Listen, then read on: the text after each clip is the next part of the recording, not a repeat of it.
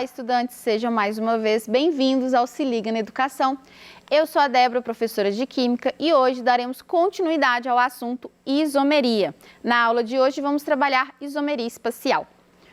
Bom, na aula anterior nós já trabalhamos a isomeria plana e hoje nós vamos focar então na isomeria espacial, que é aquela isomeria onde eu preciso fazer uso de algum tipo de recurso em 3D para poder diferenciar um isômero do outro, uma vez que esses isômeros se diferenciam por conta de algo espacial, ou seja, a posição de um átomo ou de um grupo funcional no espaço.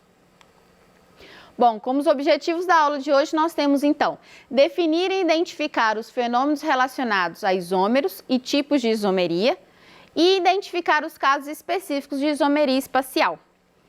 Então, o que nós precisamos relembrar?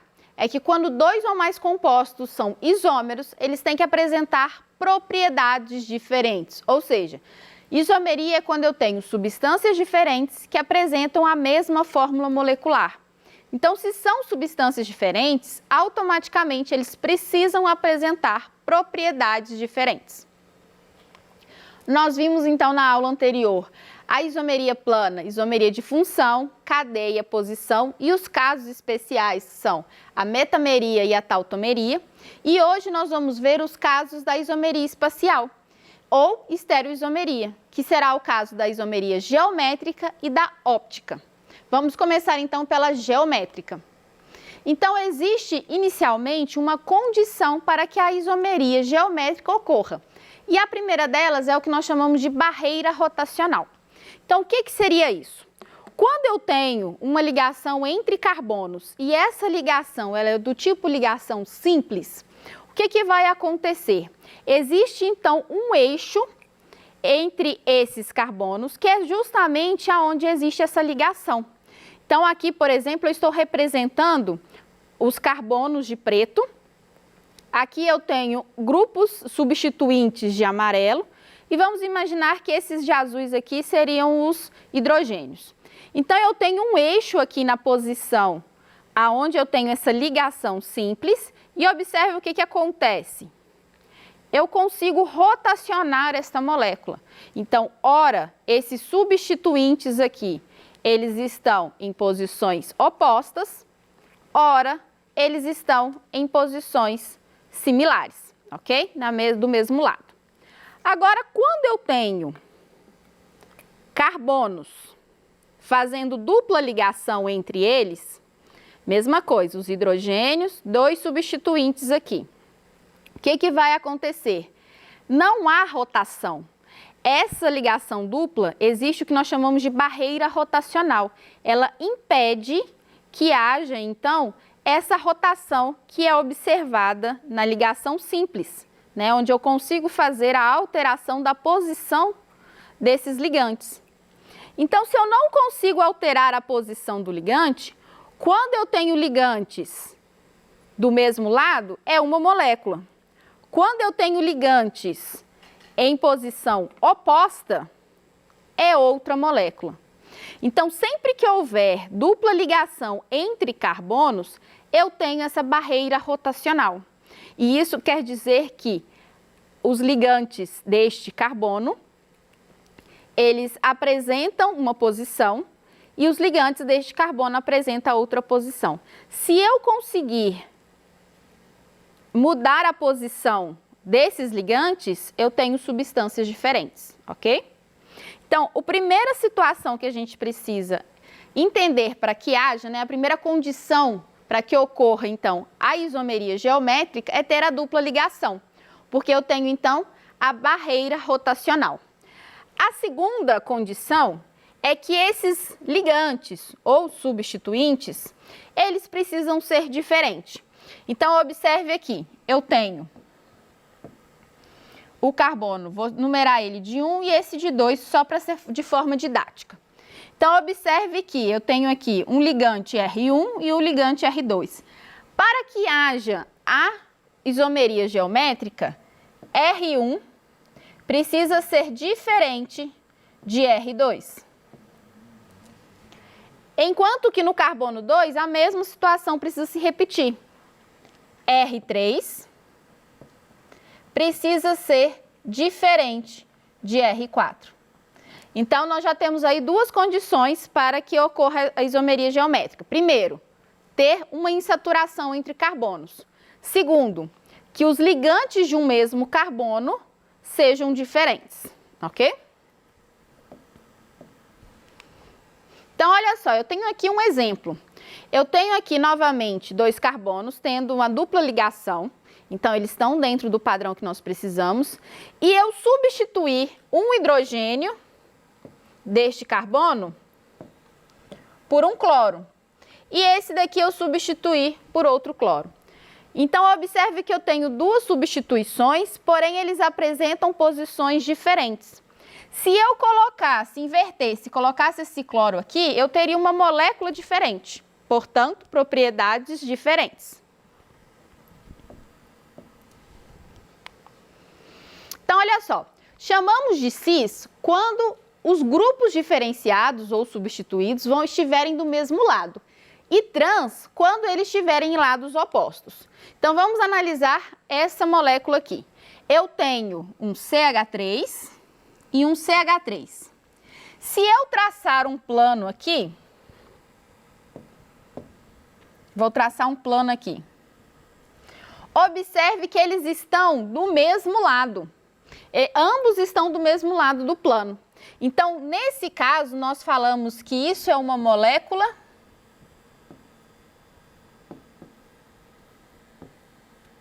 cis. Por quê? Ambos os substituintes estão do mesmo lado. E observe que esse CH3 é diferente do hidrogênio. Esse CH3 é diferente do hidrogênio.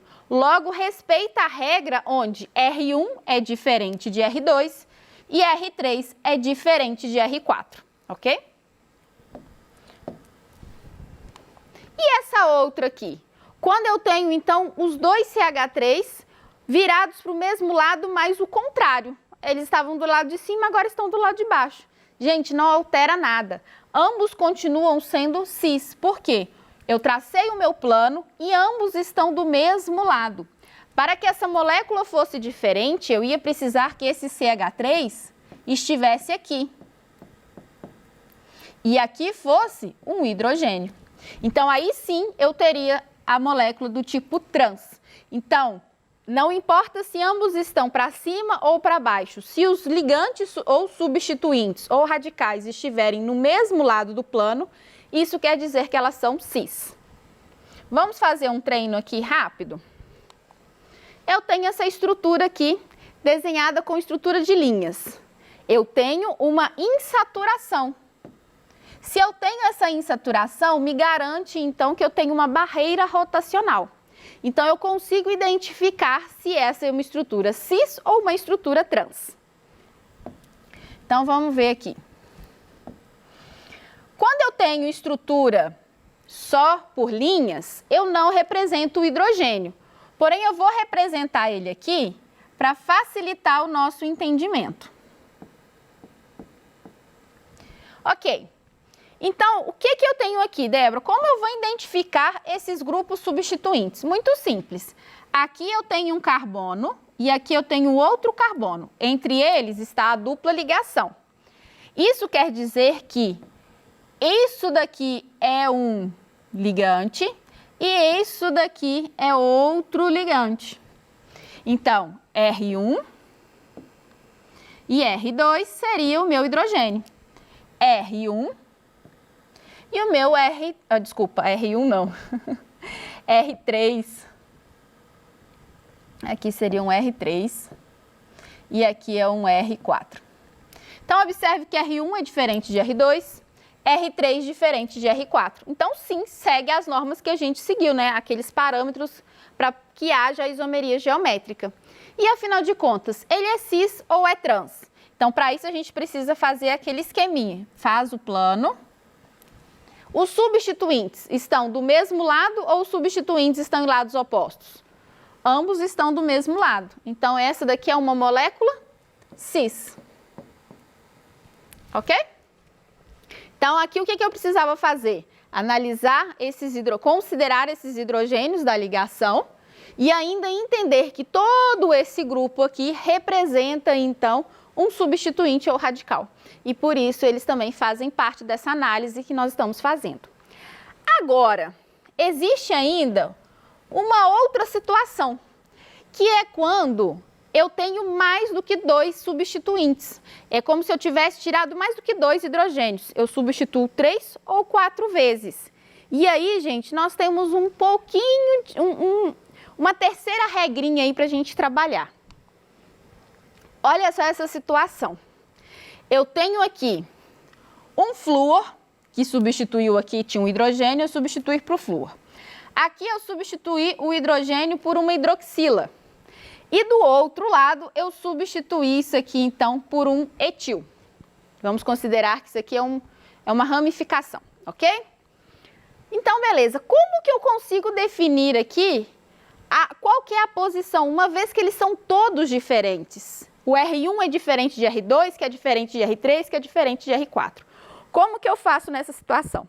Bom, você vai fazer a análise a partir do número atômico do elemento ligado diretamente ao carbono.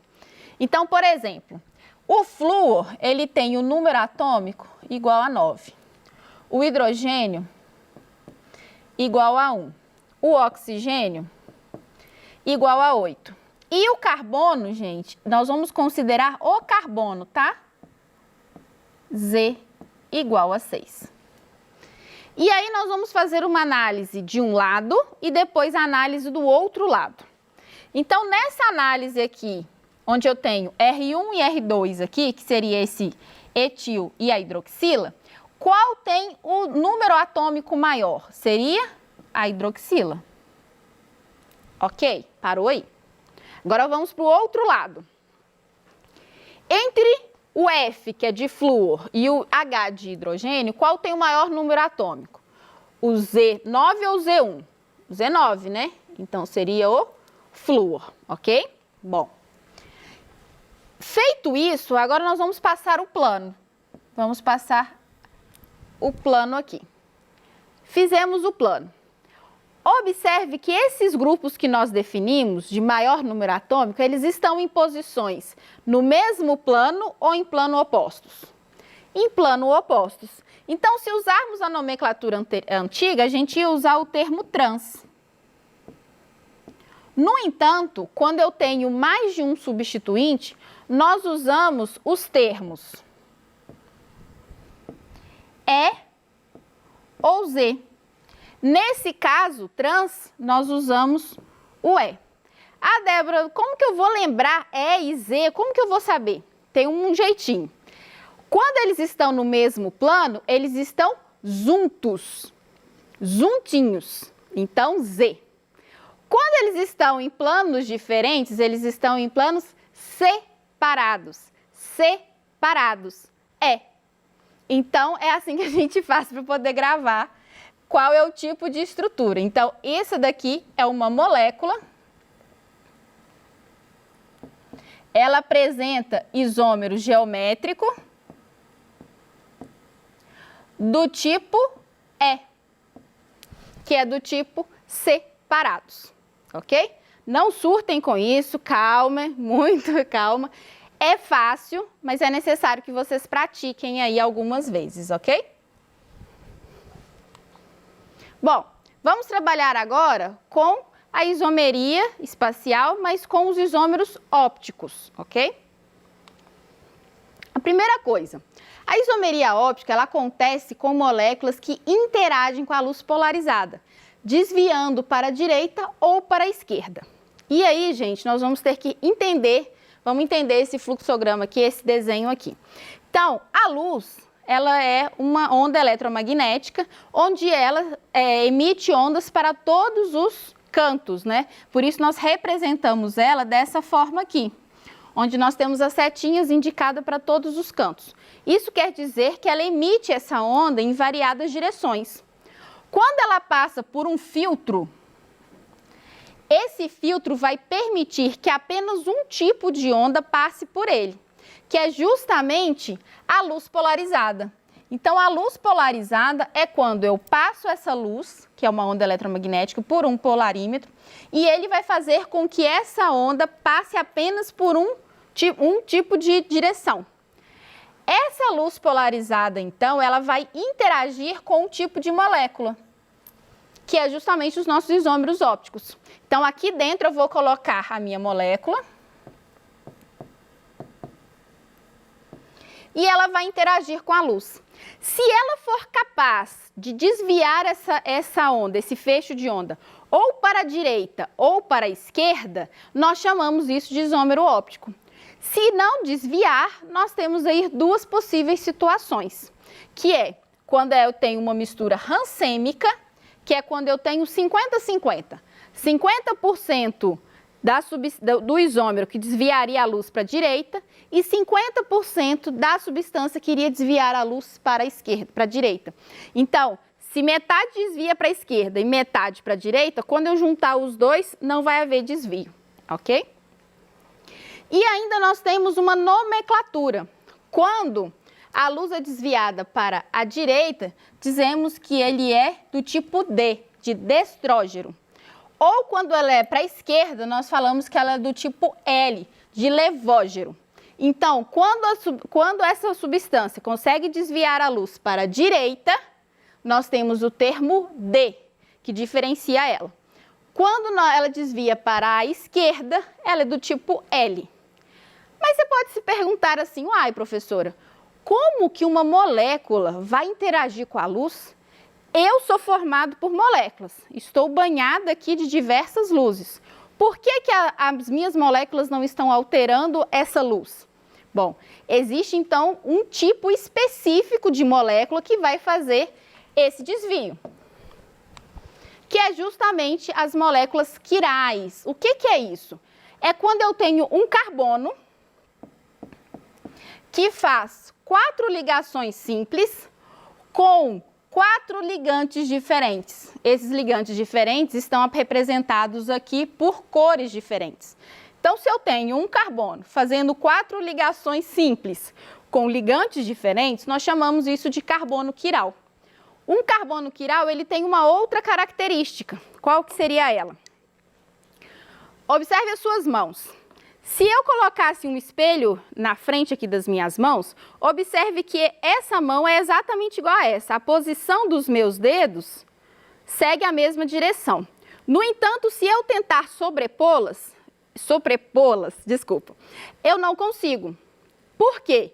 Porque é como se fosse essa ideia da assimetria, da quiralidade. Então, a mesma coisa acontece com as moléculas.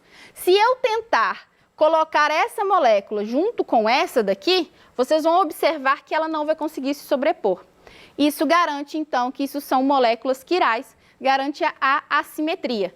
E isso garante que essa molécula possa interagir aqui com a luz polarizada. Bom, os isômeros ópticos têm uma segunda característica interessante. Eles possuem exatamente a mesma temperatura de fusão, ebulição, solubilidade e todas as demais propriedades físico-químicas. A única coisa que diferencia um do outro é o teste da luz polarizada. Então, quando você vê uma molécula assim, você não consegue definir se ela é do tipo D ou do tipo L. Para você definir, você automaticamente tem que fazer esse teste. Porém, a gente não trabalha muito com isso. O que normalmente é trabalhado com vocês, estudantes do ensino médio, é conseguir identificar moléculas desse tipo. Que é justamente esse caso aqui da atividade 2 da semana 2. Eu tenho 5 estruturas e eu quero saber qual delas apresenta carbono quiral. O que eu preciso fazer? No carbono quiral, eu preciso que todos os 4 ligantes sejam diferentes. Observe aqui, ó, CH3 é diferente desse daqui, mas o hidrogênio é igual, não há quiralidade. Aqui eu tenho esse diferente desse, que é diferente desse, que é diferente desse. Opa, peraí, não são diferentes. CH3 aqui, ó, é igual. A mesma coisa acontece aqui, CH3, CH3. Nessa atividade, a única molécula que apresenta quiralidade é essa daqui, onde eu tenho os 4 ligantes completamente diferentes, ok? Bom, então na aula de hoje nós conseguimos então definir o que seria isômeros espaciais e ainda identificar isômeros geométricos e isômeros ópticos. Então é isso, gente. Eu deixo aqui o meu grande abraço virtual. Ficou alguma dúvida? Mande para os nossos canais de atendimento. Vai ser um prazer responder as suas dúvidas no nosso momento do ao vivo. Um grande abraço virtual e até mais!